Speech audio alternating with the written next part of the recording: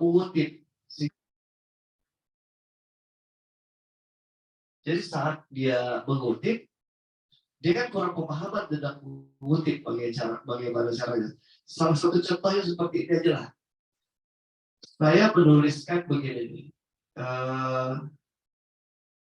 Jadi kita sudah tahu bahwa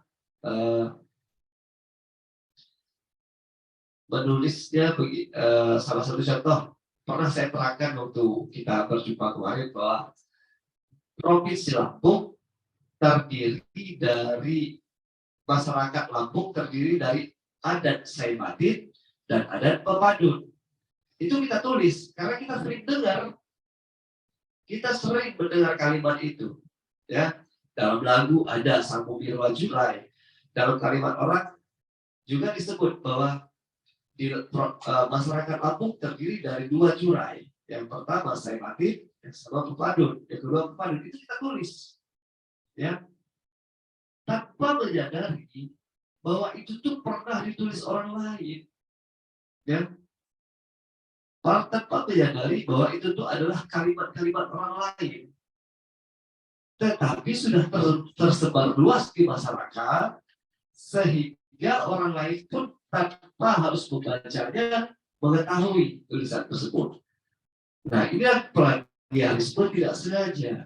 Harusnya ketika kita menuliskan itu, kita cari dulu dong sumbernya. Siapa sih yang pernah menuliskan ini? Oh, Prof. Hilman Hadi. Prof. Hilman pernah menuliskan, ternyata di dalam buku Prof. Hilman itu ada kalimat-kalimat yang menyatakan Lampung itu terdiri dari 2 jurai, yaitu jurai Pepadun dan jurai Saimatin. Di situ jelaskan lagi. Jadi sumbernya itu lebih jelas lagi di dalamnya. Kemudian kita dengan secara tidak sengaja menuliskan, karena kita sudah tahu, anak kecil aja tahu kok di Lampung itu terdiri dari dua jurai Pepadun dan Saimatin. Anak kecil aja tahu, ya kita tulis. Padahal itu kalau bagi kita sebagai seorang akademis, sebagai seorang penulis, itu adalah kadang bisa disebut plagiat yang tidak disengaja.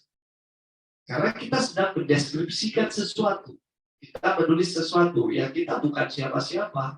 Ketika kita sudah menggunakan metode, menggunakan teori, kita itu hanya sebagai alat perantara. Yang bekerja ya siapa? Ya itu tadi, metodenya. Yang bekerja yang mana? Teorinya. Yang bekerja yang mana? Teknik analisisnya. Kita bukan siapa-siapa, ya. Ketika itu tulisan kita salah, yang salah siapa? Bukan salah kita. Salah dari alat-alat yang kita pakai. Sumber-sumber yang kita pakai. Nah, itu ya. Jadi ada plagiat yang sengaja, ada plagiat yang tidak disengaja. Ya. Kemudian masih banyak lagi jenis-jenis plagiat ini sebenarnya berdasarkan proporsi yang dibaca. Ada yang plagiat ringan, ada yang plagiat sedang, ada yang plagiat total. Yang mana yang plagiat ringan? Yang hanya plagiat dari kurang dari 30% menulis mencuri tulisan orang lain. Kemudian yang sedang dari 30 sampai 70%. Kemudian yang plagiat yang medium, yang total itu 70%. Ya. Jadi kalau plagiat berdasarkan penyajian juga ada. Ada plagiat verbatim, plagiat Kemperca, plagiat Prabasa, plagiat kata kunci. Terus ada lagi jenis plagiat berdasarkan pola. Plagiat total, plagiat parsial, plagiat plagiarisme atau plagiarisme. Jadi ada plagiat total, plagiat parsial, yang seperti apa plagiat total, plagiat parsial. Nah itu teman-teman bisa kepoin ya. Kalau kata varian itu kepoin. Jadi apa yang kita sebut di dalam perkuliahan itu hanya untuk memantik. Tolong teman-teman cari tahu istilah-istilah yang kita sebut. Karena kalau kita sebutkan satu-satu, nggak selesai-selesai ini. Kita seharusnya saya menjelaskannya sedikit, tanya jawabnya lebih banyak, diskusinya lebih banyak. Jadi untuk menjaga itu, saya menjelaskannya lebih cepat. tolong teman-teman cari sendiri istilah-istilahnya. Tapi kalau jenis plagiat berdasarkan kesengajaan ini sengaja saya tulis karena takutnya teman-teman bingung ada plagiat sengaja dan tidak sengaja. Nah, kemudian yang lain ini agak cukup mudah dimengerti ya, plagiat berdasarkan apa namanya pola, berdasarkan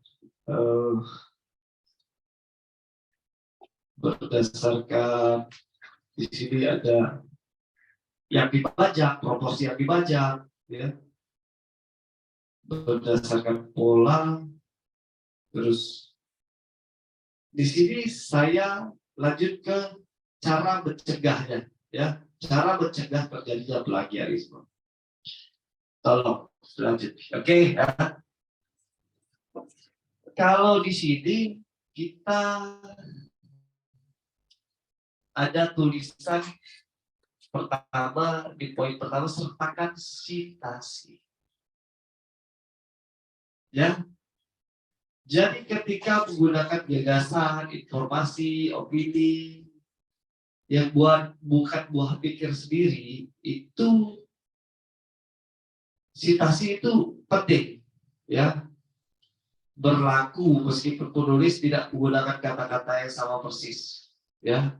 Meskipun kita nggak persis menirukan atau mencontek atau menanggapi kalimat orang, itu tetap berlaku citasi, ya.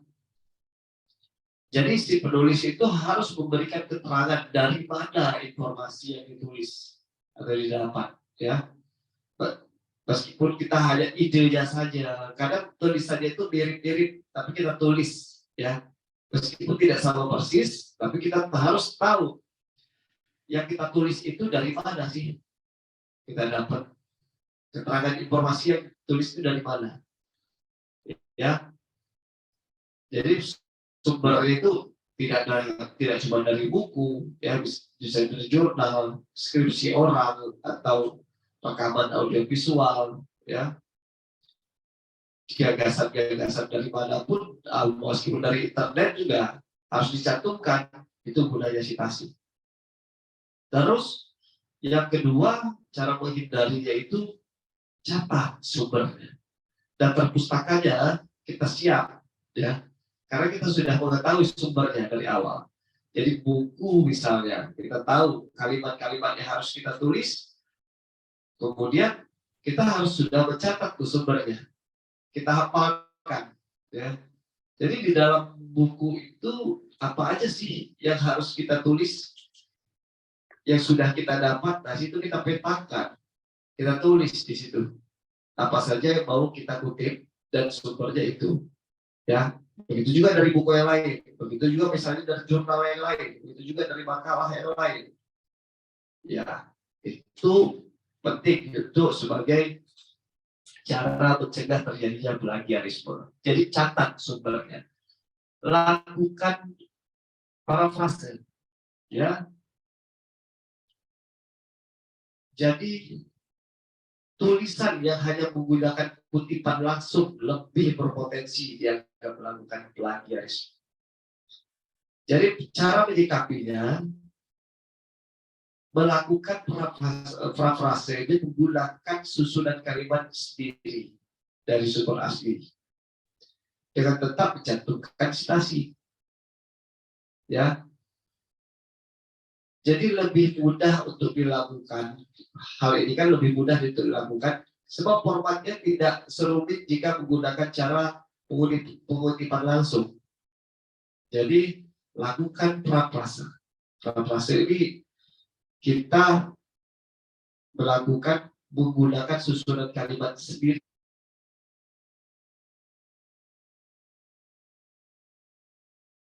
Ada telepon.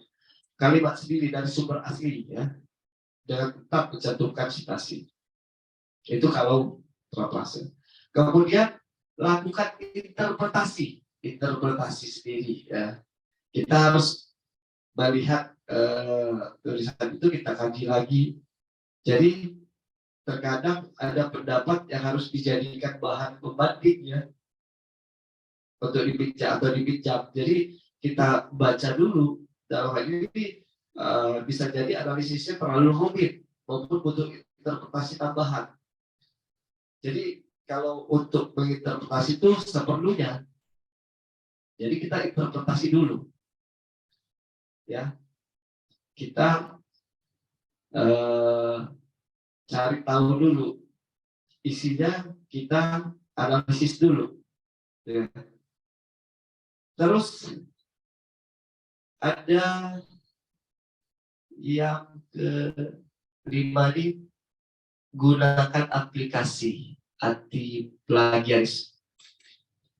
Ada aplikasinya seperti TCID. Nah, jadi kalau dulu kan kayaknya nggak ada aplikasinya, orang susah kok, apalagi zaman masih pakai disket. Sekarang kan udah enak nih, udah untuk cara menghindari plagiarisme itu kita bisa gunakan aplikasi, ya. Di antara yang tadi sebenarnya untuk menghindari secara, kalau menurut saya ya, dari poin 1, 2, 3, 4 di atas, itu cara kita menghindarinya. Kalau yang kelima itu cara mesin menghindarinya, ya. Jadi sudah aplikasi yang menjawab apakah itu plagiarisme atau tidak, ya, berapa persenkah secara berdasarkan total plagiarismenya, bahkan ditunjukkan persentase berapa persen untuk plagiat. Jadi itu ya cara mencegah terjadinya plagiarisme. Kalau selanjutnya coba. Nah, selanjutnya terima kasih.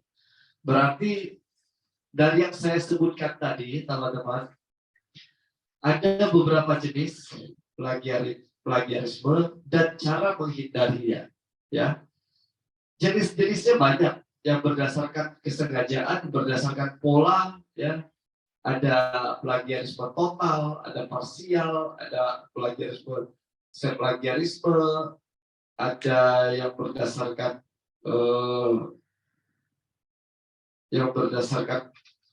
proporsi, berdasarkan proporsi, ada plagiat ringan, ada plagiat sedang, ada plagiat total.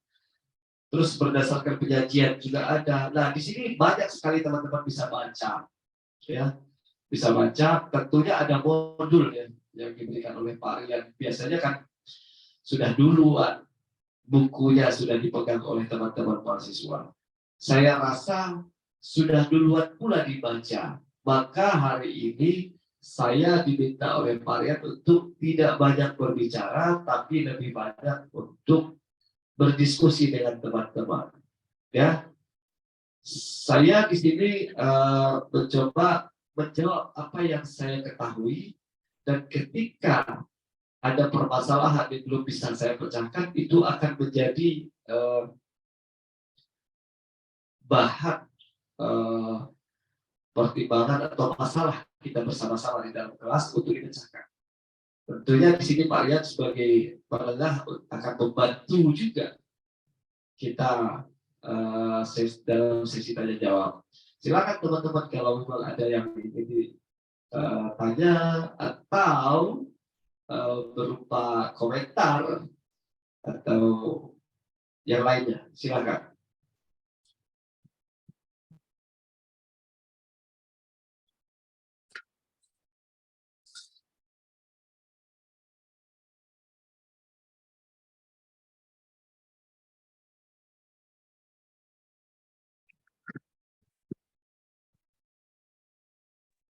Pak Iwan izin bertanya. Ya, silakan Pak Yu. Pertanyaannya begini Pak. Kemarin lagi. Waktu itu Ubay pernah baca ada bahwasannya ada pasal kalau barang siapa yang kalau misalnya membuat plagiarisme itu ada dendanya gitu Pak. Ada denda berapa juta, 200 juta kalau nggak salah Pak. Nah, cara membedakan plagiarisme ringan sama yang berat itu bagaimana Pak?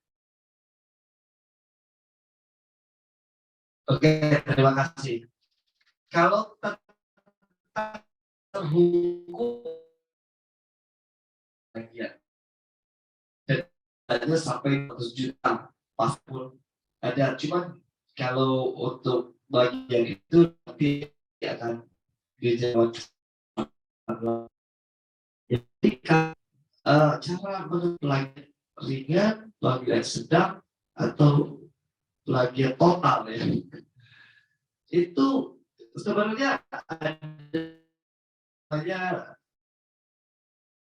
itu mahasiswa angkatan 2018 ya.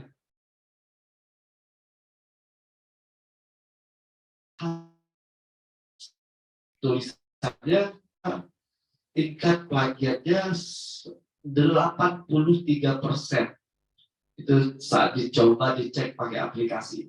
Ya. Aplikasi itu sangat menentukan. Ya. Kemudian bagi yang biasa memeriksa, ya, yang biasa memeriksa tidak perlu menggunakan aplikasi atau software, itu dia bisa menentukan bagaimana ini terlihat plagiatnya berapa persen, ya. Jadi begini, Bayu, mohon maaf nih, sebetulnya kadar cara menulis teman-teman mahasiswa yang masih di jenjang S1 itu semua dosen itu pasti tahu. Kalau sudah berlebihan, di situ dosen boleh curiga. Ya, kalimatnya standar kalimat dari anak S1, mahasiswa S1, semua dosen itu tahu. Boleh deh tanya Parian. Saat Parian baca, ini tulisanmu atau tulisan orang lain, dia pasti tahu. Ya, itu sebetulnya. Ya, jadi kita menulis rata-rata ya, standar ya, rata-rata mahasiswa menulis itu kalau sudah tidak wajar, pasti dosen tahu. Nah, ketika ada yang tidak wajar, barulah dosen melakukan penyelidikan. Itu betul tulisannya atau kutipan dari orang lain tetapi tidak dicantumkan sumbernya. Nah, kadang ada mahasiswa yang memang betul-betul bagus penulisannya, hebat. Saat diselidiki betul ternyata punya dia. Tapi kebanyakan setelah diperiksa tulisannya memang kutipan dari orang lain tetapi tidak dicantumkan sumbernya. Jadi begitu ya Bayu ya. Tingkat plagiatnya itu berapa persennya itu dari aplikasi bisa ditentukan. Terus bagi yang biasa memeriksa tanpa aplikasi, dia juga bisa melihat. Ya, kalau dosen biasanya tahu setiap mahasiswa menulis apakah itu tulisan wajar dari mahasiswa S1 atau bukan. Ya, begitu kira-kira Bayu. Nanti Pak Rian mungkin akan berkomentar kalau untuk hal ini. Mudah-mudahan. Ada pertanyaan lain, silakan.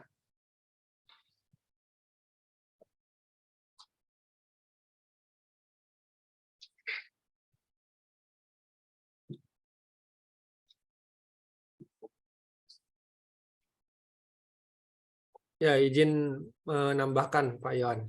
Ya, Pak Rian, silakan. Ya, memang masalah plagiarisme ini masalah yang sangat urgent ya, terutama di era sekarang. Kenapa saya katakan urgent? Teknologinya makin gila sekarang. Gila dalam artian begini.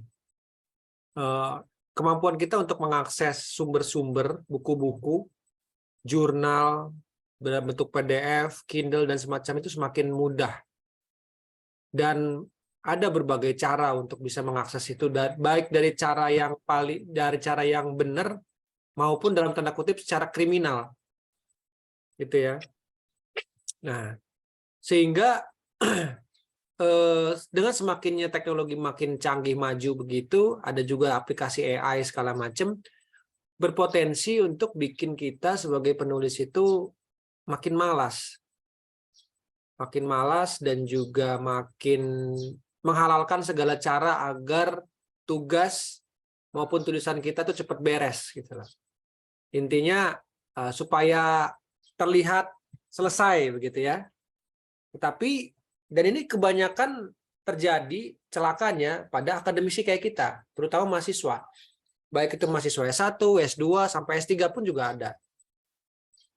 Intinya pengen cepat dengan cara yang dengan cara yang tidak sesuai gitu ya. Pengen cepat beres dan sebagainya. Tapi mereka lupa bahwa ada mekanisme-mekanisme yang harus dijalankan. Seperti tadi yang dijelaskan oleh Pak Yohan.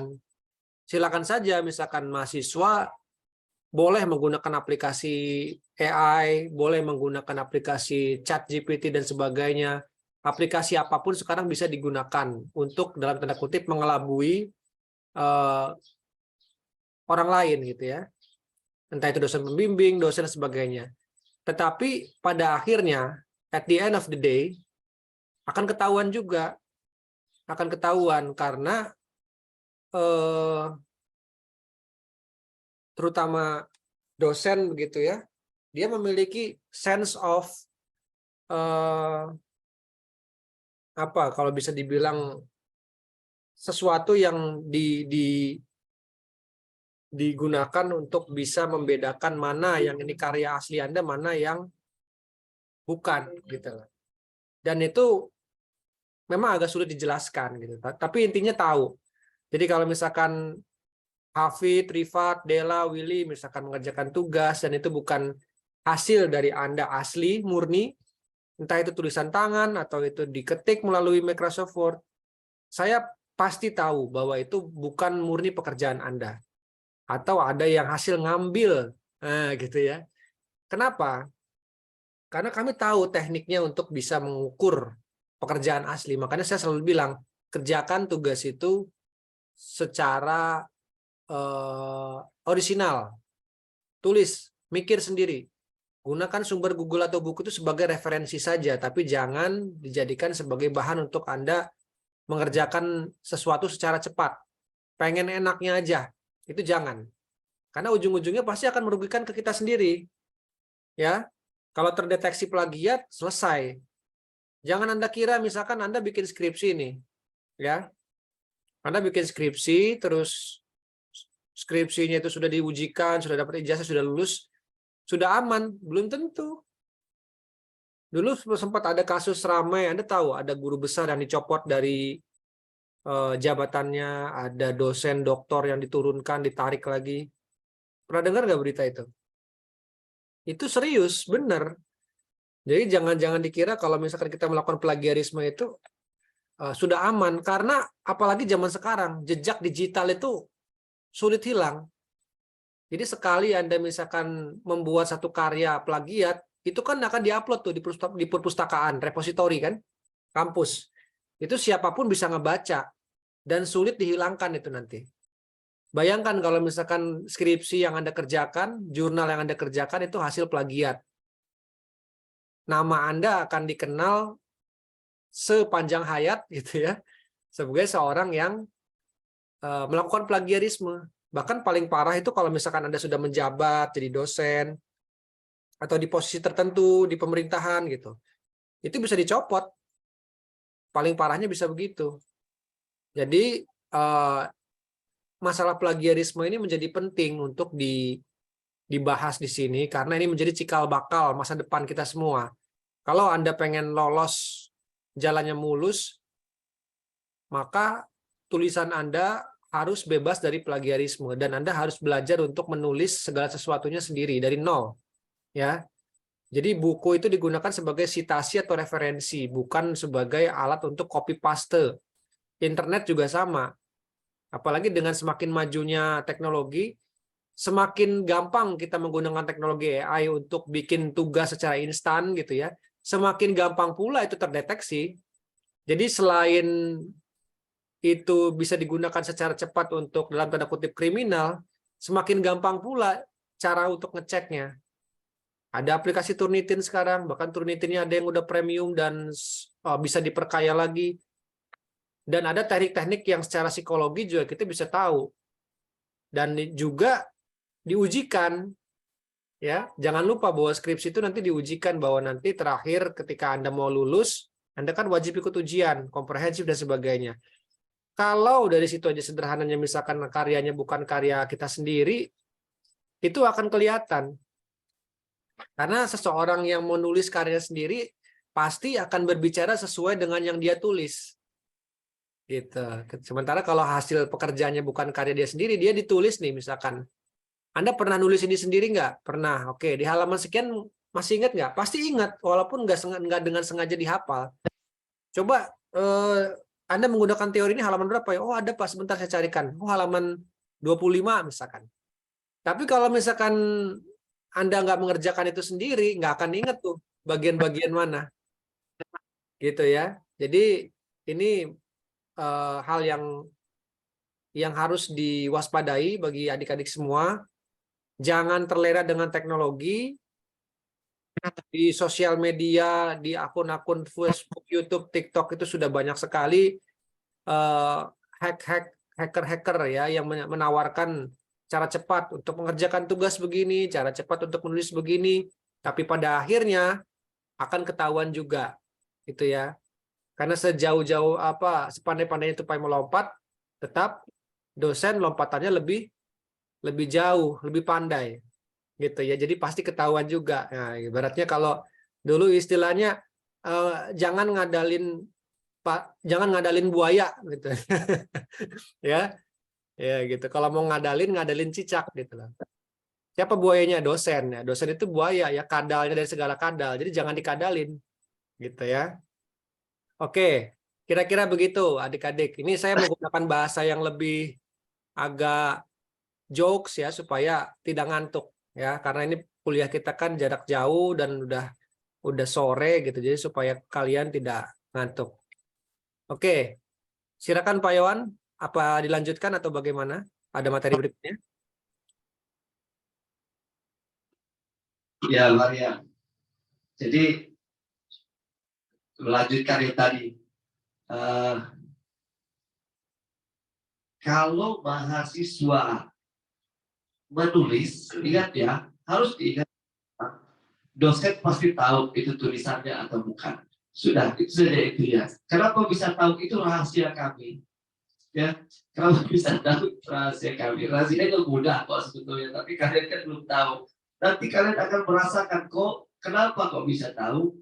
Setelah kalian lulus dan kalian melanjutkan ke jenjang pendidikan yang lebih tinggi. Nah, di situ baru rahasianya ketemu. Oke, silakan ada pertanyaan ya? Yang lain? Atau ada Ini komentar? ini satu-satunya rahasia yang nggak akan saya kasih ya. Saya udah ngasih banyak rahasia soalnya ke mereka ini, Pak Yohan. Di rahasia saya udah saya berikan semua ini. Cuman ini doang yang masih saya tahan-tahan ya. Ya, kalau Oke. mau membongkar varian ini, lanjutkan S2 sampai lulus. Oke, silakan ada pertanyaan lagi. Oke, yang belum bicara siapa? Coba sekarang dibuka semua kameranya. Ayo. Oke, saya sebutkan satu-satu ya. Mana ini? Dela. Coba Dela, mana Dela? Dela? Oke, Dela. Iya, Pak. Silakan Dela. Boleh bertanya, boleh juga berkomentar, berpendapat, konsultasi ya, atau mengeluarkan gagasan, asumsi atau apapun itu. Silakan.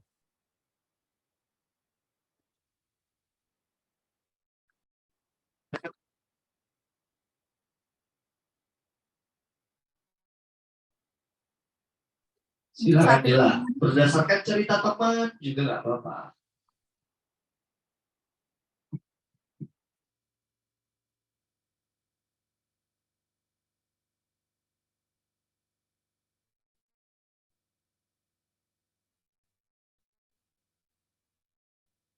Halo Dela. Ya Pak, untuk Oke. sementara ini belum ada Pak. Harusnya ada ya. Menyimak tidak tadi apa yang disampaikan Pak Yohan tadi? Iya Pak. Menyimak tidak? Oke, kalau nggak ada pertanyaan berarti saya yang nanya ya. Oke, tadi coba sebutkan ada berapa jenis plagiarisme tadi Dela. Kalau memang menyimak.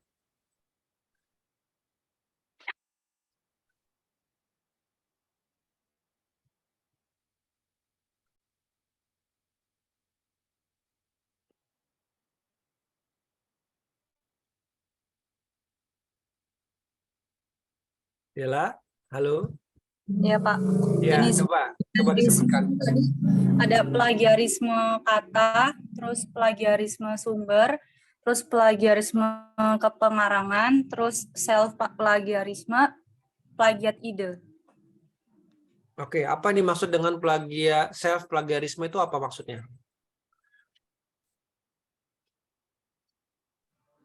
Kayak plagiat yang dilakukan oleh diri sendiri gitu Pak, kayak misalkan ngambil dari internet.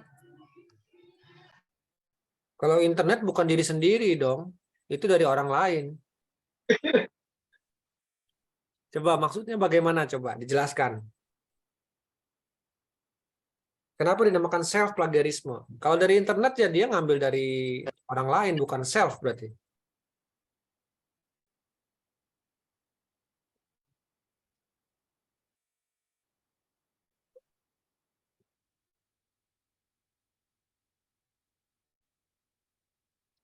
Berarti belum menyimak ya, belum menyimak. Nih. Ya Pak.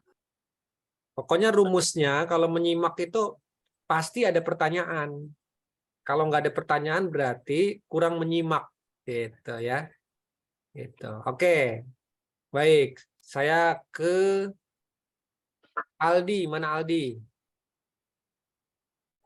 Ya, Pak.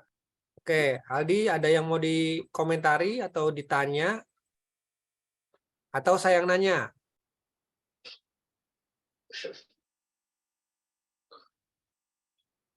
Silakan Aldi.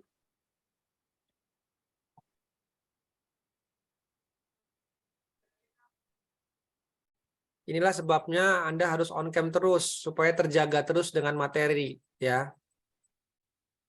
Saya tidak tahu nanti Anda tidur apa ngantuk apa ngapain gitu kalau tidak berada di balik kamera itu ya.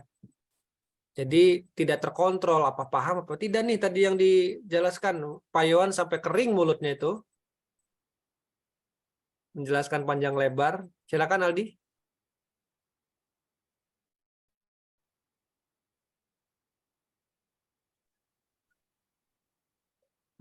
Mengenai apa plagiat sumber itu tadi, Coba kata di etikanya dinyalakan kalau berbicara dengan dosen terutama di ruang virtual seperti ini ya sama seperti kita bertemu langsung dengan dosen juga harus bertemu menatap matanya begitu ya. Nah, di ruang virtual juga sama. Etikanya seperti itu. Dinyalakan dulu kameranya. Silakan.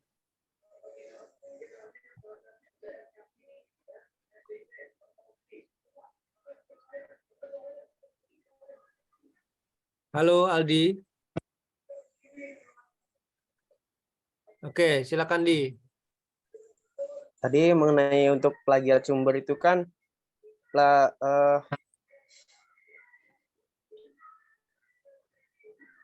mengakui sebagai penulis karya tulis milik orang lain kan, Pak?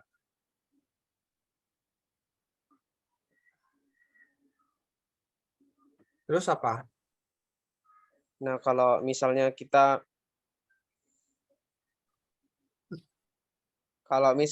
terkena plagiarisme sumber, namun sumber kita itu bukan dari orang tersebut, itu kalau kita tetap mengakui tulisan kita itu bagaimana, Pak?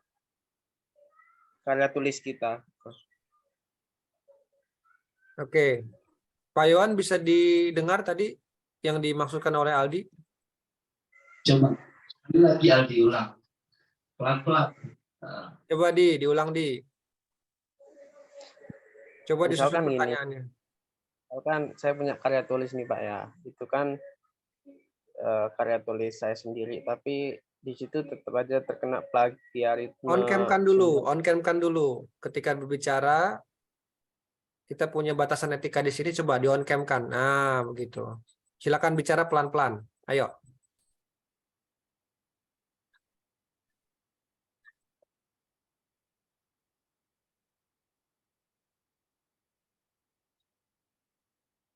Halo, Mic-nya Aldi. mic-nya di. Mic.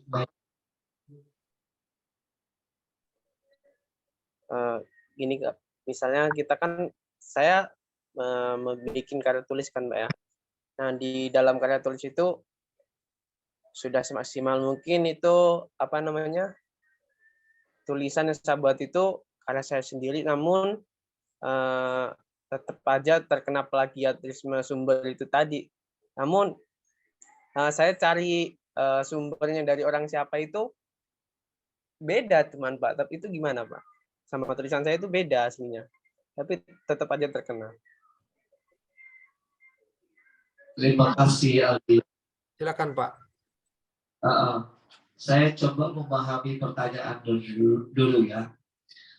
Jadi Aldi sudah membuat karya tulis, tetapi ternyata masih dianggap plagiat, terkena plagiat, dianggap plagiat ya. Pasti ya, ternyata plagiatnya itu dari sumber A. Pas dikonfirmasi ke sumber A, ternyata plagiatnya ternyata berbeda, tidak plagiat gitu. Oke, jadi gini, ini pertanyaannya mengarah kepada plagiat, bukan plagiat sumber saja kalau begini, ya. Maksudnya sepertinya Aldi ini mengarah kepada plagiat tidak sengaja. Kan ada plagiat secara kesengajaan, itu kan ada plagiat sengaja, ada yang tidak sengaja. Kalau yang disengaja itu benar-benar secara sadar kita. Idenya kita copy, tulisannya kita copy, kata-katanya kita copy, kalimatnya kita tiru, kita contek. Nah, tapi kalau yang ini tadi Aldi ini betul-betul menulis kalimat, menulis karyanya sendiri kan, tidak menyontek kan? Maksudnya seperti itu. Iya Pak. Nah, jadi Aldi itu tidak menyontek, Aldi betul-betul menulis dengan kalimatnya sendiri, tetapi setelah jadi ada kesamaan dengan yang lain. Gitu kan, ada kesamaan dengan yang lain. Saat dicek, ternyata memang betul ada kesamaan, tetapi ada perbedaan. Itu idenya aja yang sama. Nah, jadi plagiat ide itu ada juga. Ya. Tipe plagiat yang paling sulit dibuktikan adalah plagiat ide. Ya. Karena gagasan biasanya bersifat abstrak, ingat abstrak, dan kemungkinan memiliki persamaan ide dengan orang lain. Ya, kita menulis nih, mengarang bebas nih, menulis sudah panjang lebar kita tulis, ternyata orang lain melihat kok tulisan itu seperti tulisannya si B atau tulisan si A. Padahal itu murni tulisan kita. Itulah karena kesamaan ide itu tadi. Ya. Nah, ini harus hati-hati. Maka kita harus cari betul sebelum kita tulis. Caranya sebelum kita menulis, misalnya kita menulis tentang kesadaran masyarakat terhadap lingkungan. Kita cari sebelum kita menulis itu, kita harus dulu cari, betul-betul cari. Pernahkah orang menulis seperti ini? Kita betul-betul cari dulu. Ya. Kalau kita belum pernah mencari itu, kita tulis, bahayanya itu tadi. Bahayanya itu tadi, meskipun tidak berniat menyontek, tapi Ada yang sudah menulis lebih dulu, ya. Mungkin topiknya memang topik-topik yang banyak didengar orang lain. Temanya yang memang gampang. Itu yang bahaya, karena temanya tidak banyak orang, banyak temanya itu familiar gitu. Temanya itu banyak orang yang tahu, maka kita menulis dengan mudah. Coba kalau temanya tidak banyak, ya, temanya itu memang sedikit, topiknya memang jarang didengar, otomatis sepertinya kan jarang lah bakal ketemu plagiat ide. Cuman karena kita menulis itu tadi tanpa mencari dulu data-data siapa saja yang sudah pernah menulis, kan ada kata kuncinya. Kita itu makanya setiap tulisan orang itu selalu ada kata kunci. Kita ketik aja kata kuncinya. Misalnya tentang ketahanan pangan. Ketahanan pangan kita tulis ketahanan pangan, muncul tuh semuanya orang pernah nulis. Ya. Tentang lingkungan, ketik lingkungan, semua muncul. Tentang musik distorsi misalnya. Musik banyak muncul musik, tapi musik distorsi, nah baru lebih spesifik. Kita cari dulu sebelum kita mulai menulis. Itu sih sarannya, Aldi. Saya menangkapnya itu, ya. Terus hati-hati juga yang plagiat tidak sengaja tadi, ya. Jadi ada dua di kemungkinannya, plagiat ide tadi dan plagiat yang tidak sengaja tadi. Kita serius menulis bahwa Provinsi Lampung memiliki 2 kota dan 8 kabupaten misalnya. Ya itu kan udah ada yang nulis duluan. Itu bukan kalimat kita, datanya dari mana sebagai pendukung ya. Semua orang tahu kok, kotanya kota 2 kota, 8 kabupaten. Semua orang tahu kok, anak-anak SD tahu kok berapa sih kabupaten yang ada di Provinsi Lampung, berapa kota yang ada di Provinsi Lampung, orang bisa jawab. Tapi kita sebagai penulis, sebagai akademisi harus mendukung lewat kutipan. Harus kita dukung lewat penguat. Kita cari penguatnya, kata siapa itu dari 2 kota dan 8 kabupaten, gitu kan? Sama halnya kita melihat, misalnya kita menuliskan kabupaten pesisir barat memiliki misalnya memiliki banyak hasil nelayan. Emang kita tahu dari mana hasil itu? Oh, tahu dari teman. Tidak bisa kayak gitu. Itu sebagai penulis atau kita datang langsung pernah melihat gitu sebagai observasi dan hasil observasi. Tentu harus ada pendukung-pendukungnya, ya. Jadi yang ditanyakan Aldi tadi, yang saya tangkap itu begitu, ya. Hati-hati plagiat yang tidak sengaja dan hati-hati plagiat ide. Kalau supaya menghindari plagiat ide, cari tahu dulu kata kunci yang akan kita tulis. Maka keluar semua tulisan-tulisan orang lain yang sebelumnya pernah menulis tentang topik yang akan kita tulis. Nah, gitu. Kira-kira begitu. Ya, baik Pak, terima kasih. Ya. Saya tambahkan sedikit ya. Jadi Ya.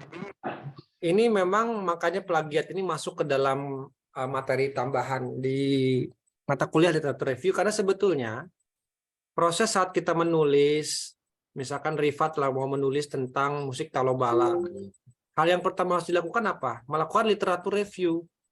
Literatur review itu salah satunya untuk menambah wawasan kita, karena kita kan nggak tahu nih musik Talobalak itu apa. Kita harus baca dulu, harus review dulu beberapa artikel yang sudah ada. Jangan-jangan idenya sudah pernah ditulis. Jangan-jangan kita kepedean nih. Oh, ini idenya baru nih, seger. Jangan-jangan orang-orang udah pernah mikir yang sama. Nah, itulah gunanya literatur review, sekaligus untuk mengurangi potensi adanya plagiarisme. Bisa saja karya-karya yang sudah ditulis, ya kan, tapi kita tidak sadar gitu loh.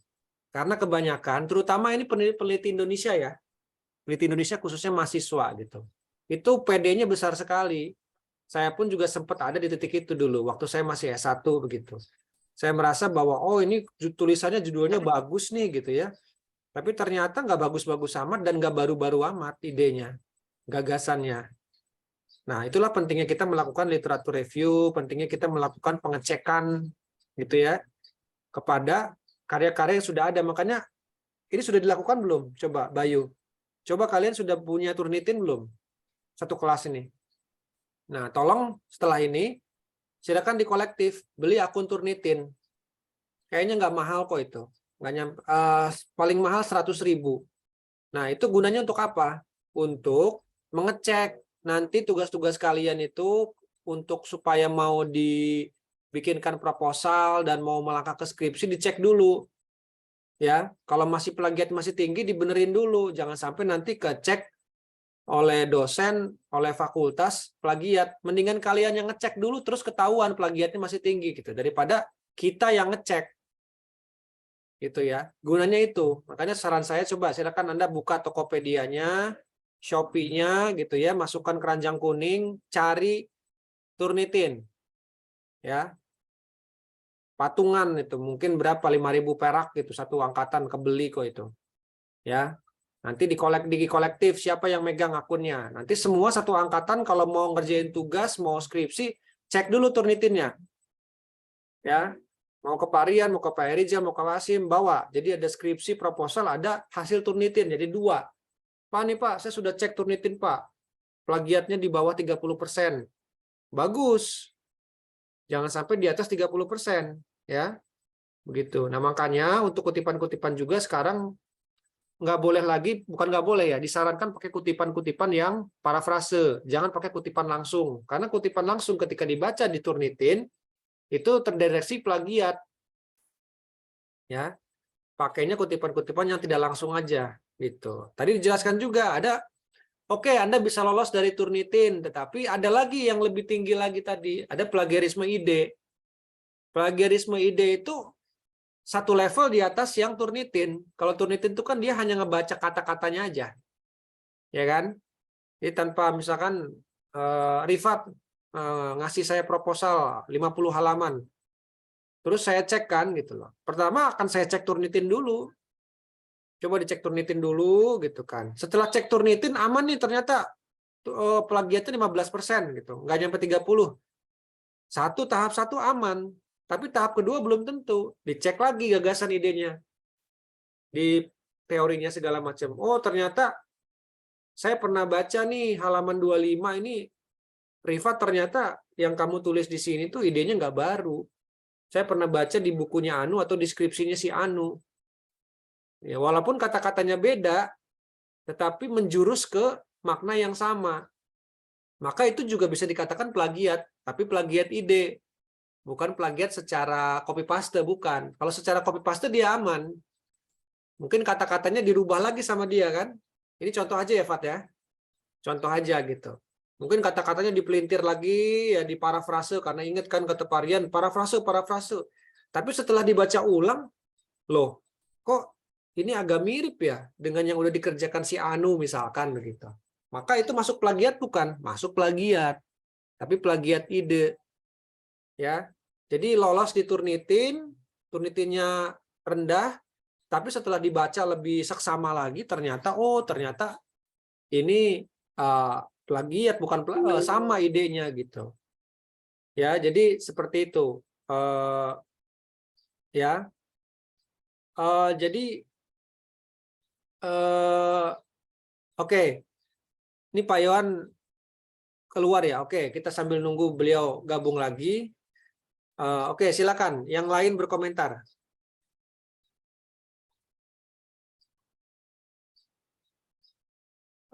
Cynthia, mana Cynthia ini?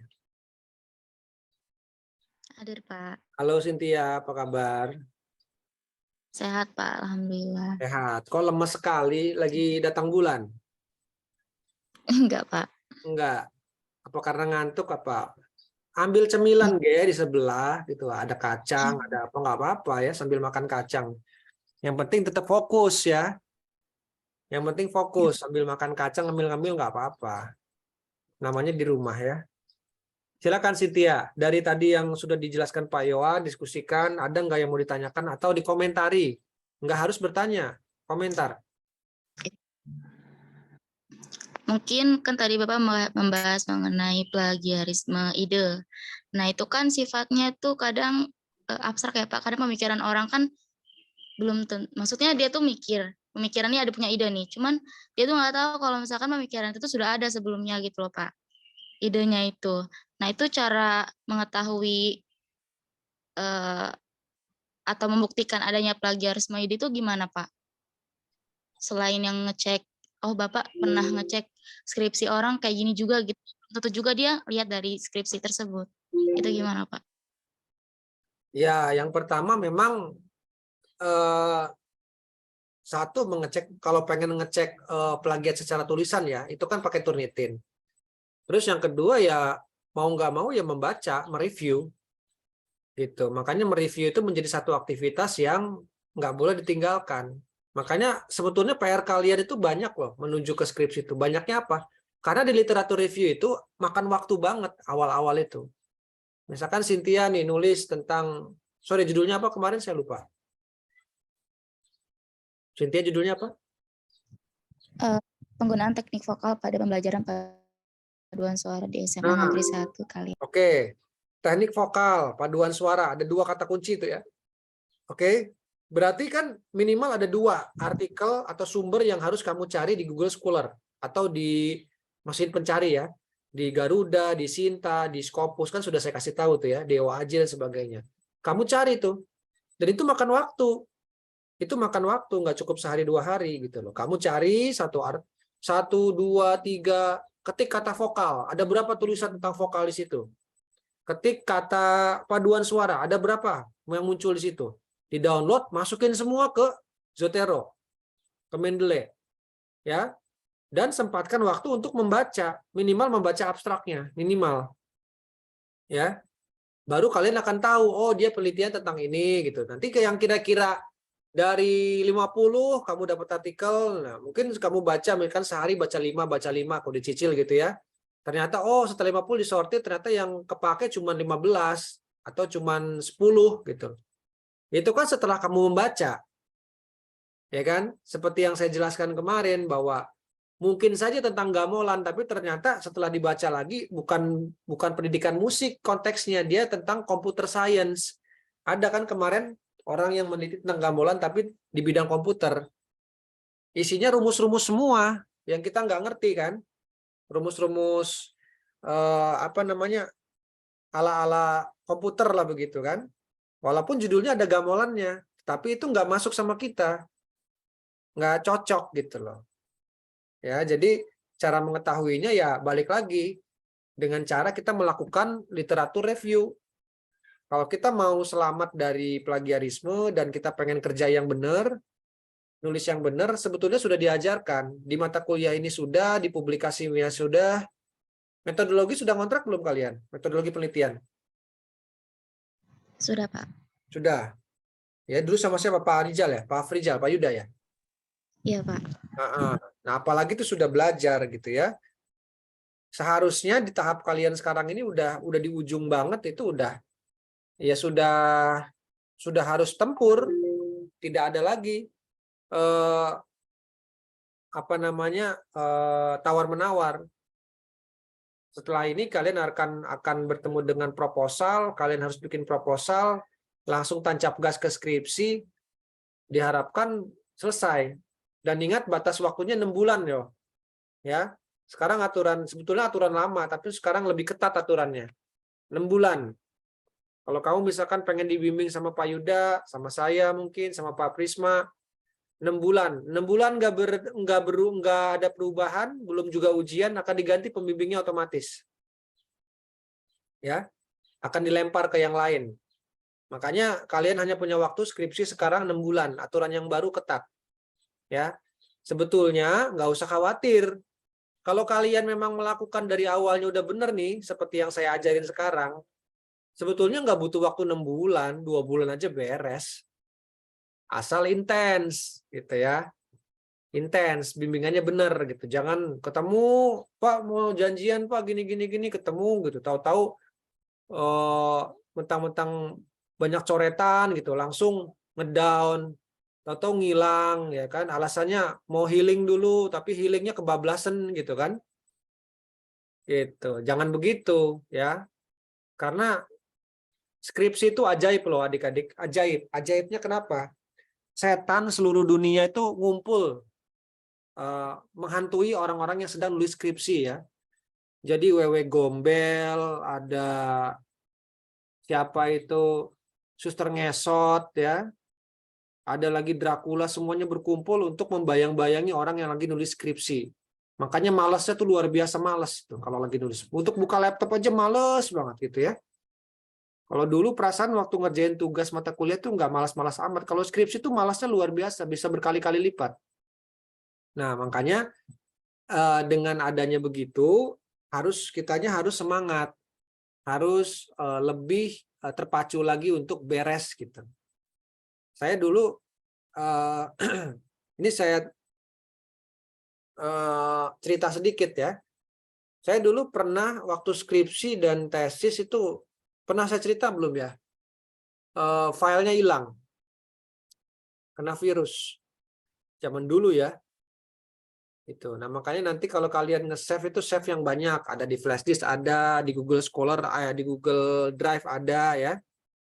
Bahkan saya sampai nitipin ke warnet itu file-filenya itu ya. Dulu saya masih nulis di warnet skripsi itu ya.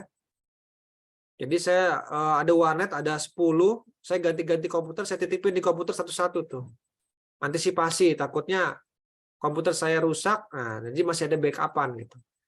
Sampai di folder itu juga ditulis gitu ya, ketika kita nulis misalkan proposal bismillah, proposal bismillah ya Allah gitu kan, proposal bismillah banget gitu ya, P-nya ada 3 gitu.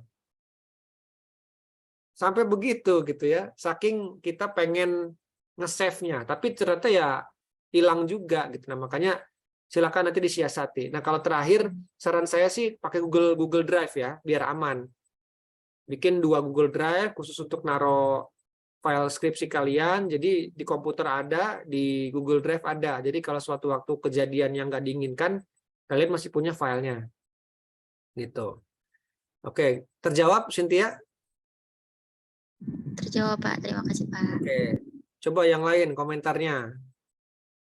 Mana ini Pedro? Mana Pedro ini?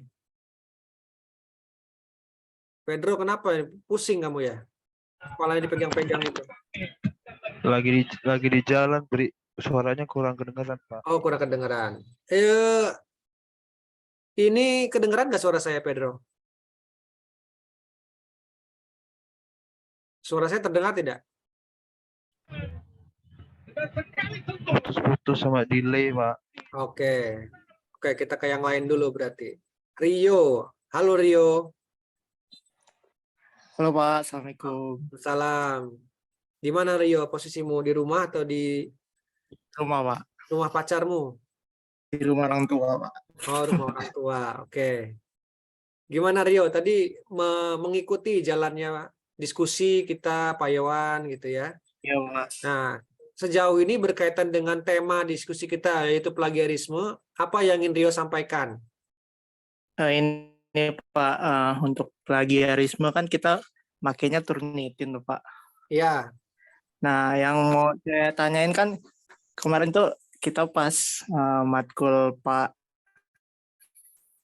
EB itu banyak kejebak di tinjauan pustaka sama kajian teori yang penelitian yang relevan. Di situ tuh Turnitinnya lumayan ini Pak, banyak. Jadi di penelitian yang relevan itu jadi yang menyumbang presentasi yang lumayan besar ke Turnitin itu Pak. Oke. Itu cara mengatasinya gimana Pak?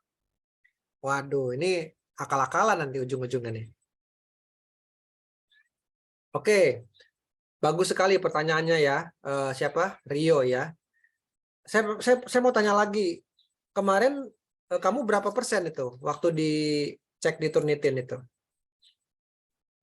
Kemarin hampir 50% Pak. Oke, metodenya gimana? Waktu kamu nulis itu kamu copy paste atau kamu parafrasekan? Jujur. Iya Pak, untuk yang penelitian yang relevan sebagian saya copy paste dari abstrak Pak. Nah, Jadi ya iya itu. dari Terjawab sudah. Sudah terjawab ya sebetulnya ya. iya Pak. Jadi jangan copy paste. Bikin parafrase, jangan males buat merangkai kata-kata sendiri. Gitu. Jadi baca ulang, dibahasakan ulang lagi gitu loh. Dipelintir lagi kata-katanya. Intinya jangan sama. Karena Turnitin itu membaca deretan kata-kata yang mirip. Cara kerjanya dia begitu. Gitu. Nah, kalau pengen terhindar ya bahasakan ulang aja. Nah, trik untuk memparafrase ya caranya gini. Kamu baca, sekali aja bacanya ya. Kalian ya, baca sekali, baca abstraknya. Terus kalau sudah baca, bacanya dipahamin, jangan cuma sekali baca, dipahamin gitu. Sambil baca, oh begini. Nah, nanti kalau sudah, kalian mandek dulu sedikit, diem, terus coba rangkai kata dulu gitu loh. Nanti kalau sudah, baru nulis. Tapi jangan dilihat lagi sih kata-kata yang tadi. Paham nggak? Karena kadang-kadang kan kita begini nih, kita nulis terus kita paham nggak maksud saya? Paham Pak. Kayak orang tahlilan ini, la ilaha illallah gitu kan? Kalian ngelihat ke sini lagi tulis, ngelihat sini. Nah, jangan begitu. Trik untuk menulis supaya parafrasenya cepat, lancar, efektif, baca aja sekali aja baca, pahamin gitu apa kira-kira maksudnya. Oh, kalau sudah tutup si artikelnya itu, abstraknya itu, kalian bahasakan ulang dengan kata-kata sendiri. Nah, kalau gitu caranya biasanya itu lebih efektif. Jadi kalian akan terhindar dari plagiarisme. Gitu. Ya.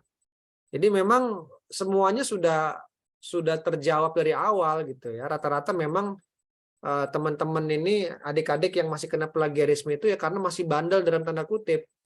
Ya. Sudah dibilangin jangan copy paste, masih aja copy paste kan gitu. Akhirnya kena sendiri Turnitinnya gitu kan. Gitu. Jadi pesan saya ke depan untuk skripsi yang serius, karena gini loh adik-adik. Bukan buat Rio doang, buat semua. Kalau kalian plagiarisme ya, terdeteksi terus plagiarismenya di atas 50%. Intinya banyak coretan lah, ya kan? Itu tuh bukan bikin kalian malah untung, malah rugi. Kenapa? Kalian harus ngerombak total lagi. Ngerombak itu butuh waktu. Paham nggak sampai sini? Dan ujung-ujungnya kalian kerja 2 kali, mungkin 3 kali kerja. Gitu loh. Jadi banyak ruginya. Mendingan kita agak kerja keras sedikit, kita bikin bener-bener tulisan itu memang tulisan hasil ide kita murni, kita parafrasekan, ya. Nggak usah copy paste gitu ya. Sistem cicil. Ya. Parian bikin disertasi 750 halaman, nggak nyampe 2 tahun beres. Gitu ya. Bikin skripsi nggak nyampe 1 tahun beres. Setahun tuh kelamaan gitu loh. Kalian kalau misalkan fokus saja, kita hitung-hitungan deh. Kita sehari nulis sanggup berapa sih misalkan? Paling banyak 2 halaman, ya kan? 2 halaman katakanlah, nggak usah banyak-banyak. Nah, 1 hari kali 2, kali sebulan aja, tapi jangan berhenti. Itu udah berapa halaman tuh? Ya kan? Gitu. Nah, itu salah satu triknya. Jadi saya dari S1 sampai S3 alhamdulillah tidak punya track record telat kuliah. Selalu tepat waktu, bahkan sebelum waktunya lulus sudah lulus. Ini bukan saya lagi menyombongkan diri, bukan. Tetapi saya sedang bercerita bahwa bisa, gitu loh, bisa. Kalau kalian juga tahu triknya bisa. Triknya apa? One day, one page. Tidak ada hari tanpa mengetik. Ya, dicicil. Gitu. Jadi triknya begitu. Kalau kalian pengen ngikutin cara saya, silakan gitu loh. Apapun tulis aja dulu, tulis saja. Misalkan kita belum tahu mau fokusnya mau ngapain, tapi minimal sudah tahu nih kata kuncinya. Cynthia sudah tahu kata kunci tentang paduan suara, tentang vokal. Ya udah, cari semua artikel atau buku tentang vokal dan paduan suara. Tulis saja. Setulis-tulisnya. Nanti kan pasti kan akan belum rapi kan, masih acak-acakan, nggak apa-apa. Nanti kalau udah sampai 100 halaman atau 80 halaman gitu kan, tinggal merapihkan seperti bikin puzzle. Paham nggak maksudnya?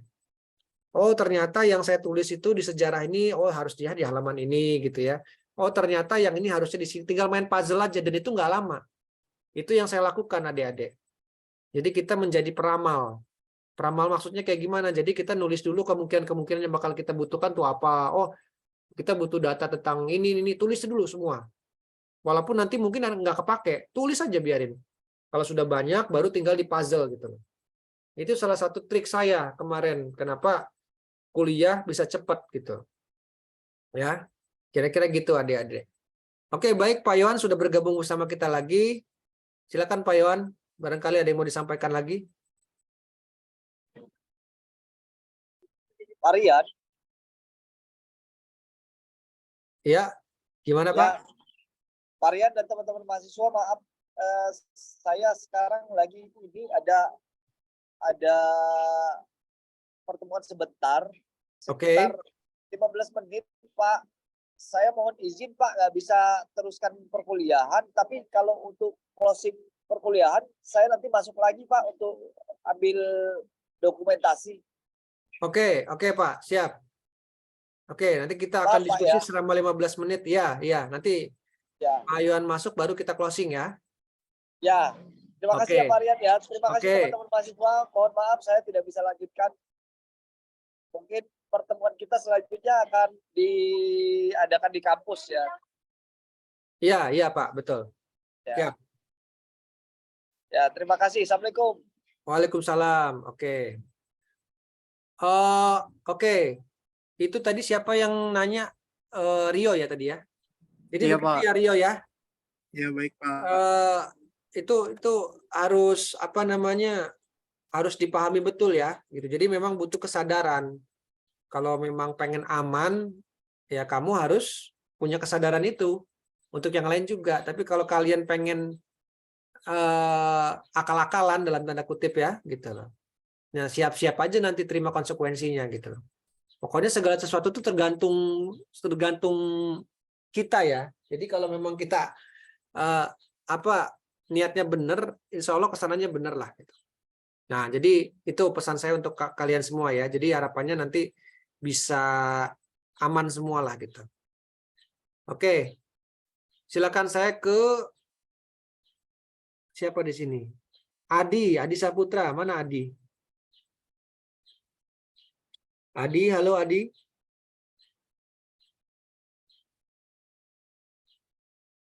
Adi.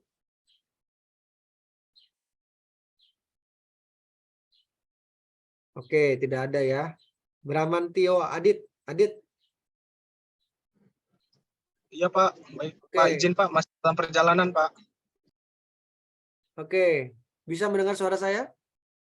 Bisa Pak. Bisa. Oke, ada pertanyaan nggak terkait yang tadi? Ada Pak. Izin bertanya Pak. Ya. Jadi misalkan saya mengambil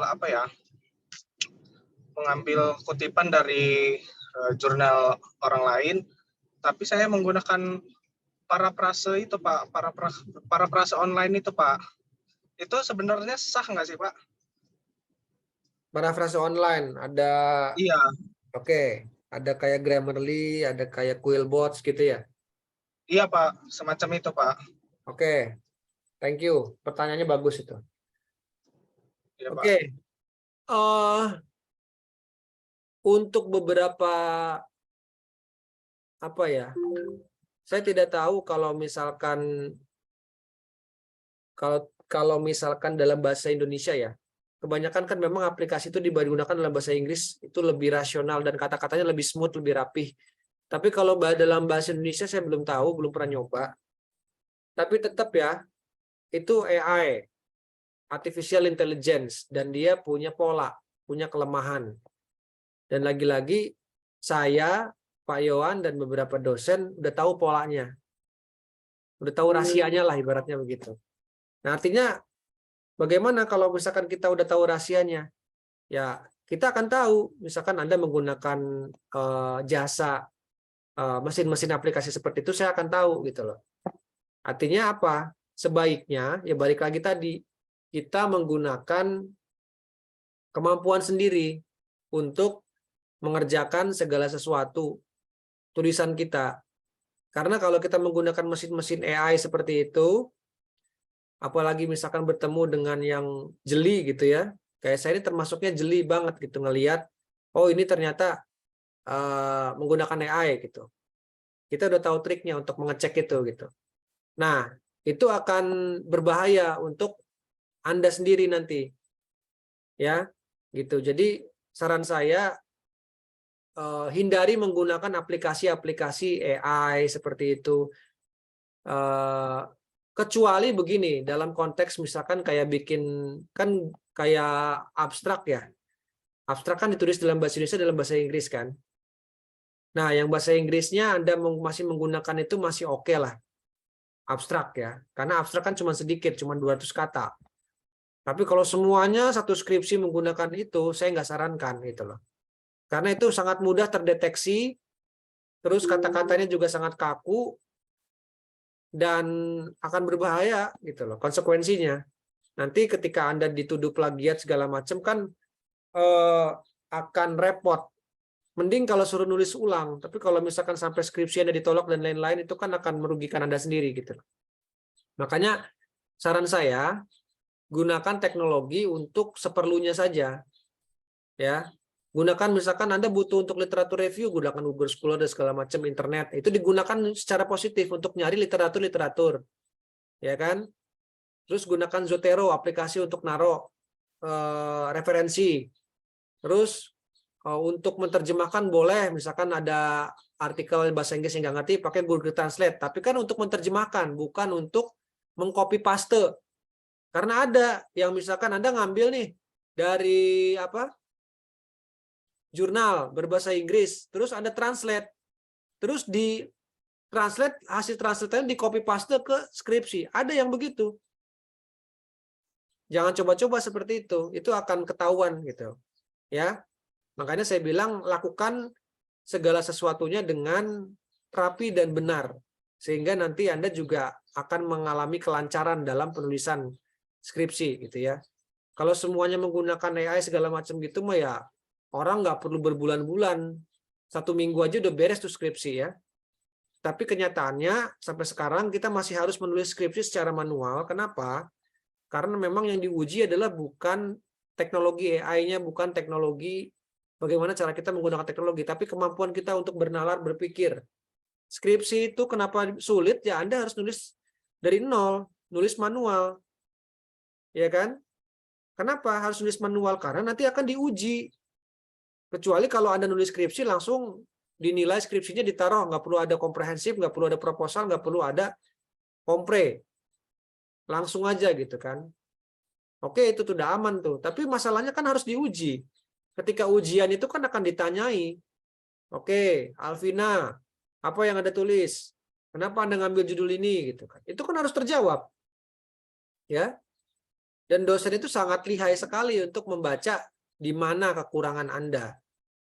Gitu. Makanya saya sangat yakin bahwa skripsi yang Anda tulis dengan keringat Anda sendiri tanpa akal-akalan menggunakan aplikasi yang aneh-aneh begitu, itu akan lebih dihargai dan akan lebih aman ketimbang Anda menggunakan teknik-teknik yang tidak sesuai dengan kaidah, termasuk melakukan plagiarisme seperti yang dijelaskan oleh Pak Iwan tadi. Ya. Nah, gunanya kita membahas plagiarisme itu. Jadi ini sebetulnya semacam kayak membuka borok ya. Tapi mendingan dibuka dari sekarang boroknya. Supaya kita tahu, oh sudah dikasih tahu nih sama Pak Iwan sama Pak Rian. Jangan dilakukan. Kalau masih dilakukan ya silakan terima konsekuensinya. Gitu. Jelas ya, Adit ya? Jelas Pak, terima kasih Pak. Oke. Saya mau ke Rifat nih. Baik, Pak. Oke, Rifat, ada komentar, silakan. Mungkin sebuah pertanyaan Pak mengenai plagiarisme itu. Dalam mengutip pendapat atau karya seseorang itu, apakah ada ketentuan banyak atau sedikitnya karya yang boleh dikutip nggak sih Pak? Misalkan hanya boleh mengutip 1 paragraf atau 1 bait saja. Mungkin Iya, itu Pak. Oke, sebetulnya sudah dijelaskan ya di awal ya. Kutipan itu ada berapa jenis? Ada berapa jenis kutipan? Ada 5. Pak. Ada berapa? Oh, kutipan. Iya. Ayo jawab. Yang lain boleh bantu. Ada berapa jenis kutipan?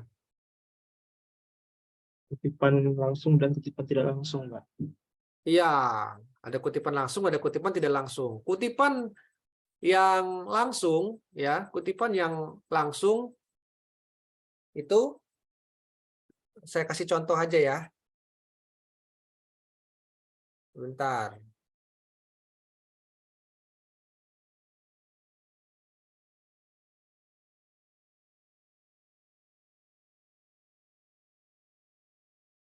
Kelihatan nggak?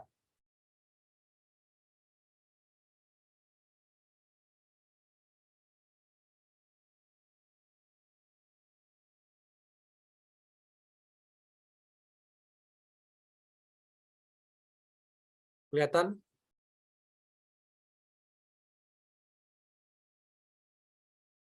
Halo, kelihatan? Kelihatan, Pak. Oke. Saya akan berikan contoh kutipan yang tidak langsung, yang langsung dulu ya. Gitar merupakan alat musik dawai yang lazim ditemui di berbagai negara. Ini kalimat saya nih. Terus habis ini saya pengen ngutip. Nah, kata siapa ya? Misalkan Tu Kiem 2019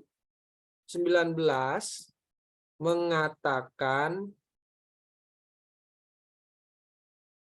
bahwa gitar juga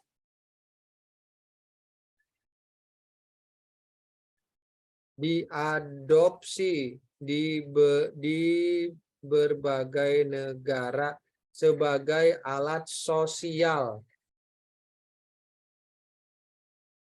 Ini biasanya kalau kutipan langsung ini dibubuhi oleh ditambahin misalkan halaman 12 ya. Tu Kiem 2019 halaman 12 mengatakan bahwa nah, kutipan langsung itu ada kalau misalkan dia hanya sedikit saja itu dikasih tanda kutip. Ya. Baru nanti di sini kata-kata kita lagi nih.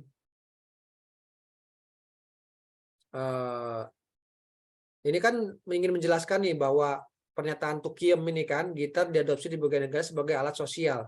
Ini kan masih ngambang nih. Ini harus dijelaskan oleh kalimat kita sendiri. Paham ya? Misalkan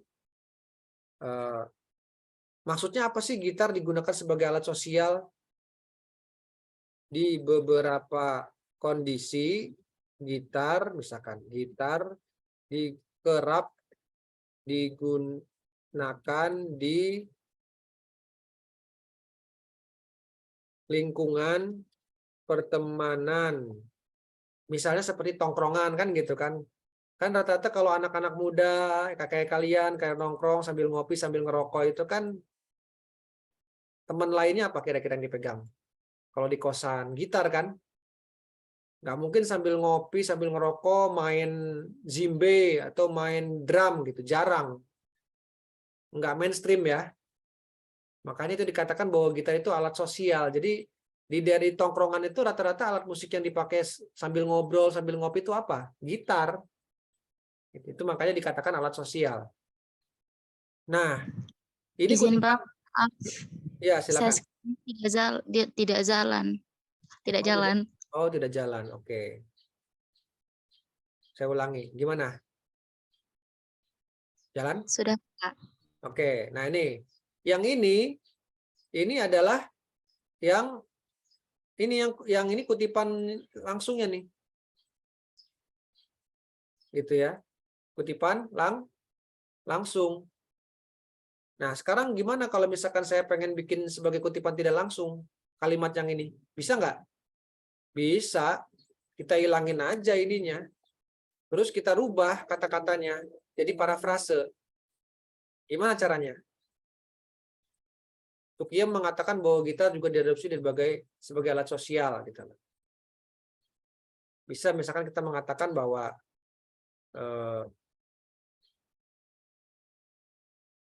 kita rubah begini jadinya. Gitar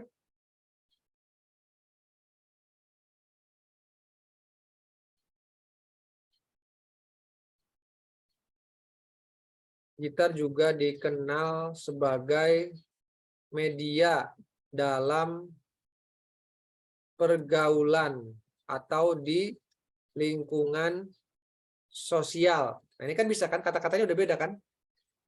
Tulis di belakangnya, Tukiyem 2019. Ini jadi kutipan tidak langsung tuh. Nah, sekarang kalau kutipannya langsung tapi banyak, bisa di sini misalkan.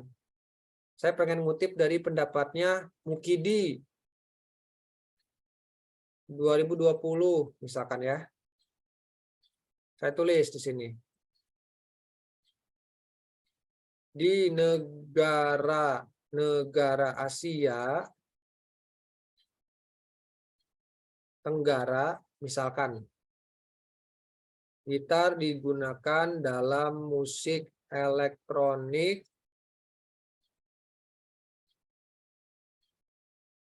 salah satunya dalam band, misalkan begitu.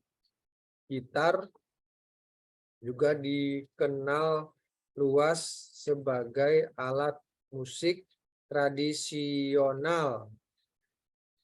Misalnya ada gitar tunggal Lampung yang mengadopsi pola permainan misalkan Batanghari 9 dan Gambus Tunggal Lampung. Hingga hari ini gitar tunggal masih dikenal luas. Ini kan agak panjang tuh, ya kan? Ini kutipan nih. Tapi jangan kebanyakan. 4-5 aja. Kalau kebanyakan namanya ngerampok gitu. Jadi ini digeser agak masuk sini, set. Nah, gitu. Ya. Ini kutipan. Baru ditulis ini kata siapa ini?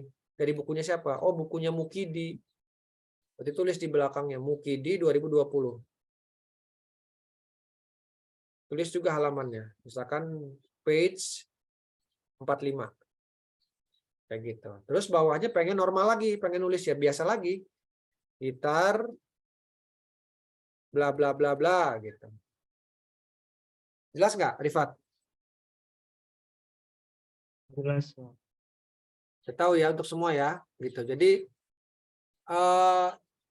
sebetulnya ngutip itu boleh ya, tapi zaman sekarang karena berpotensi kalau kutipan kalian itu sama persis copy paste kayak gini, ini udah jarang dipakai orang lagi sekarang kutipan langsung ini. Bukan nggak boleh, bukan, masih boleh. Tetapi ketika dicek Turnitin ini bakal jadi persentasenya bakal naik kalian gitu. Makanya saya nggak sarankan. Jadi gunakanlah kutipan yang tidak langsung.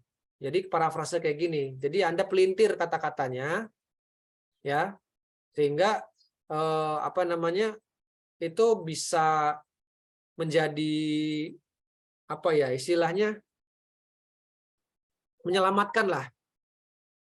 Kira-kira gitu, Rifat. Ada lagi pertanyaan? Coba semuanya bertanya. Coba saya pengen yang berkomentar atau berasumsi atau bergagasan gitu loh. Coba Nadia belum jarang ngomong nih. Nadia mana Nadia? Hadir Pak. Oke, silakan Nadia. Berkomentar atau bagaimana nih Pak? Ya boleh berkomentar. Kita kan diskusi nih. Diskusi itu tidak harus bertanya. Oke, mungkin kalau untuk komentarnya dari pertanyaannya Rifat tadi nggak ada sih Pak. Mungkin kalau dari penjelasan dari Pak Yohan tadi mengenai plagiat, itu kan kita pada umumnya itu mahasiswa itu kan biasanya kejebak di kata-kata yang kayak diulang-ulang gitu kan Pak. Jadi tuh kata mahasiswa itu kan biasanya ngelihat dari referensi yang udah lama, kemudian kita coba tulis ulang. Namun karena kita pemula, jadinya tuh kayak susunan katanya tuh kurang rapih dan nggak enak gitu, nah Pak. Nah, kalau komentar Nadia sih kayak gitu Pak.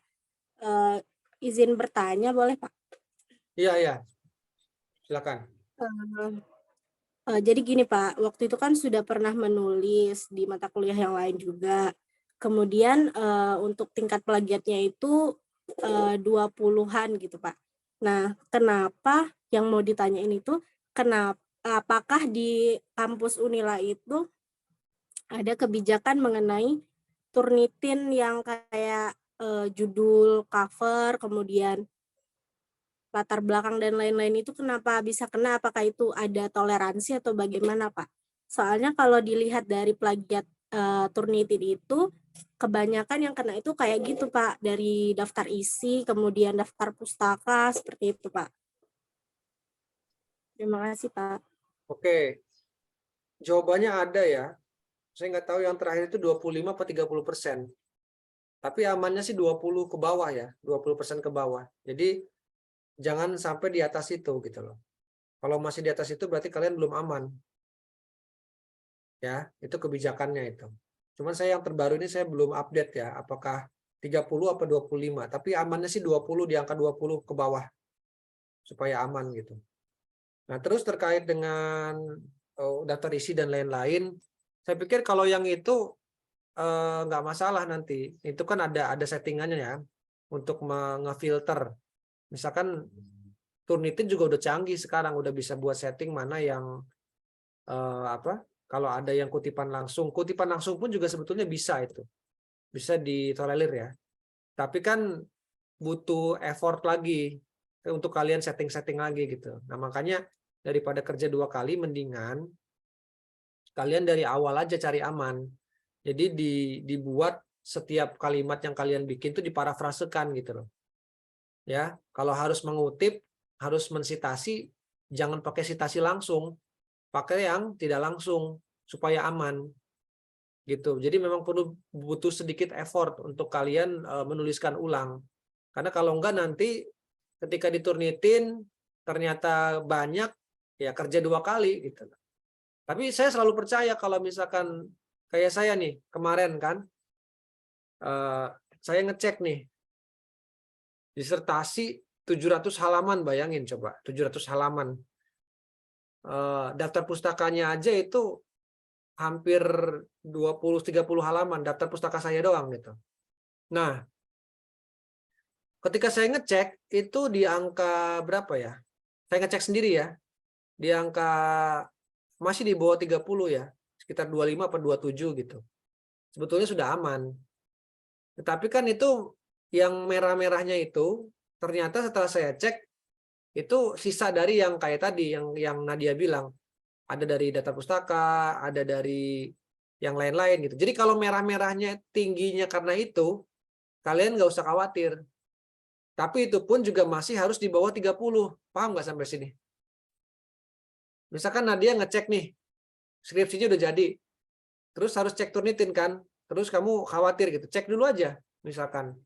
Tapi setelah dicek, sebelum dicek sama kampus, saya cek dulu nih. Berapa Turnitinnya? Udah 26 misalkan.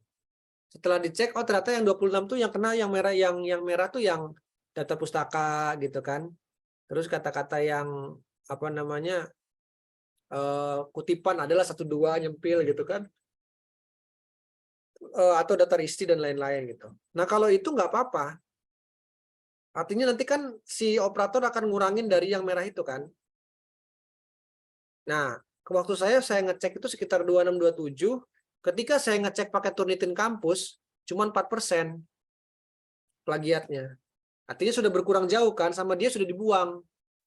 Karena yang sisanya itu ternyata memang yang istilahnya masih bisa ditolerir lah gitu. Jadi yang kena plagiat ternyata data pustakanya. Kan data pustaka kan nggak dihitung. Karena kan pasti sama kan. Gitu. Jadi saran saya gitu. Yang penting kalian patokannya di bawah 30 aja. Nanti kalau udah di bawah 30 misalkan dicek masih kena yang data pustaka dan lain-lain nggak apa-apa. Karena nanti ketika itu dihilangin akan turun lagi angkanya. Tapi kalau misalkan kalian ngecek itu artikel isinya gitu di luar data pustaka itu masih 60-70, wah itu kalian harus hati-hati gitu. Jelas ya Nadia ya? Jelas, Pak. Terima kasih, Pak. Oke, baik. Kita sudah bergabung lagi dengan Pak Yohan. Pak Yohan, apa kabar Pak? Sehat, Pak. Iya, sehat ya. Bisa mendengar suara saya? Bisa, bisa. Oke, baik. Ini kita sudah berada di penghujung perkuliahan. Kita memohon untuk Pak Yohan memberikan statement-statement terkait dengan pertanyaan-pertanyaan tadi dan juga hal-hal yang berkaitan dengan plagiarisme, Pak. Silakan, Pak.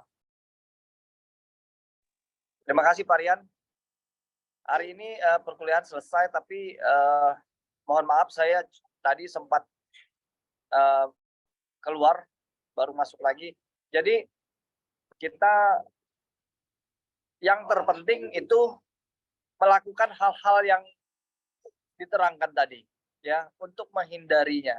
Kecuali kalau memang disengaja, ya, disengaja ingin melakukan penyontekan. Cuma seperti yang diterangkan oleh Pak Rian, bahwa sepandai-pandai untuk melompat pasti akan jatuh juga. Jadi kalau kita menggunakan aplikasi apapun, software apapun untuk melakukan kegiatan plagiat itu tadi, pasti dosen tahu, ya, karena mesin tidak akan bisa mengalahkan dosen. Itu saja, Pak Rian. Mudah-mudahan bisa diterima oleh mahasiswa dengan baik. Mudah-mudahan dalam penulisan nanti semuanya akan bagus. Terima kasih Pak Rian, terima kasih teman-teman mahasiswa. Oke, Pak Yohan, kita foto dulu ya Pak, terakhir. Ya Pak. Oke, teman-teman semua, silakan Adit, Bramantio, Farhan, Adi, dibuka kameranya. Siapkan senyum terbaik ya. Tolong rambutnya dikelola dengan baik. Kerudungnya ya. Di manage ya. Oke. Kita hitung mundur. Farhan, mana Farhan? Farhan. 1, 2, 3. Oke. Tadi Cynthia minta lagi katanya tuh. Oke, siap. 1, 2, sebentar. 1, 2, 3. Oke, nah sekarang yang pakai gaya ya. Yang pakai gaya, boleh bergaya. Tapi jangan berlebihan ya. Jangan lebay. Nah, gitu. Oke, nah itu kayak Hafiz bagus tuh. Hafiz tuh gayanya tuh ya. Gaya lebaran. Tuh. Oke, 1, 2, 3. Oke, sekali lagi, itu Adi kamu harus jangan di motor begitu, berhenti dulu. Nanti nabrak lagi kamu itu. Ya, berhenti dulu. Jangan sambil nyetir begitu, nggak boleh ya. Oke, 1, 2, 3.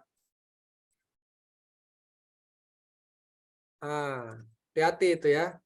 Sambil berkendara tuh nggak boleh. Makanya kuliah itu harus fokus ya, jangan sambil mengerjakan aktivitas lain gitu, jangan sambil nyetir segala macam. Nah ini awas nanti next kuliah lagi nggak saya izinkan sambil nyambi gini ya. Ini terakhir nih kuliah sambil nyambi karena berbahaya ini. Oke, baik adik-adik semua, akhirnya kita berada di penghujung perkuliahan.